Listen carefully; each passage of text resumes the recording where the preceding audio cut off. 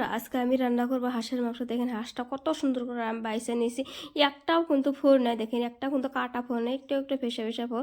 তো হাঁসটা এখন আমি সুন্দর করে পুড়ে নেবো, তাও গ্যাসের মধ্যে পুড়ে নেবো, পুড়ে তারপরে কুড়ে নেবো। দেখেন বন্ধুরা, তো দেখেন বন্ধুরা আমি একটু কুইটে নিছি, কুইটে কত সুন্দর করে কুইটে নিচ্ছি। আর এখানে আলু কুইটে নিচ্ছি, কারণ আলু খাইতে আমার খুব ভালো লাগে। আর হাঁসটার মধ্যে এত তেল এত তেল এত তেল কী বলবো, মানে বলার কোনো ভাষাই নেই।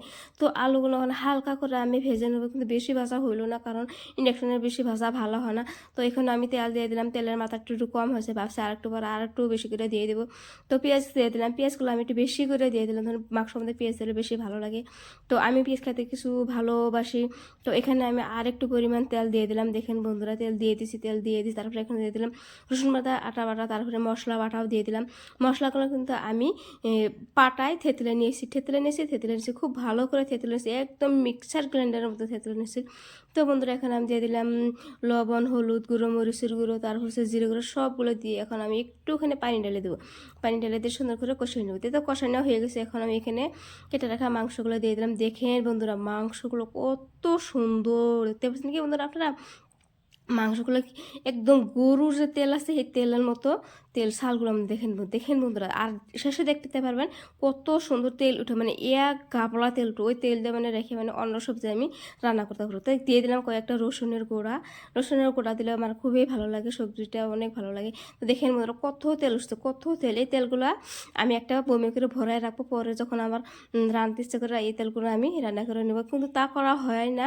কিন্তু এই তেলটাতে অনেক তেল হয়েছে। তো মাংস আমি আধাখানি উঠে রাখছি, আর আধাখানিতে আমি এই ভেজে রাখা আলুগুলো আমি দিয়ে দিলাম।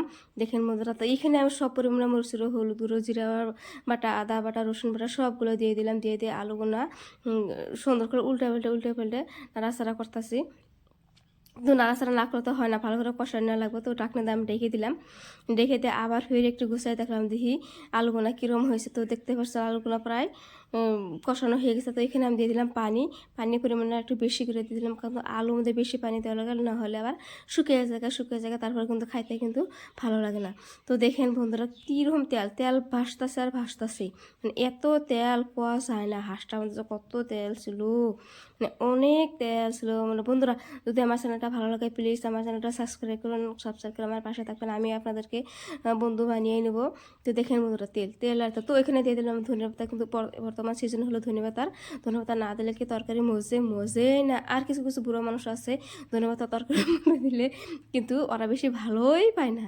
তো বলার জন্য কিন্তু আপনারা খারাপ পাবেন না, একটু আমি বলে দিলাম।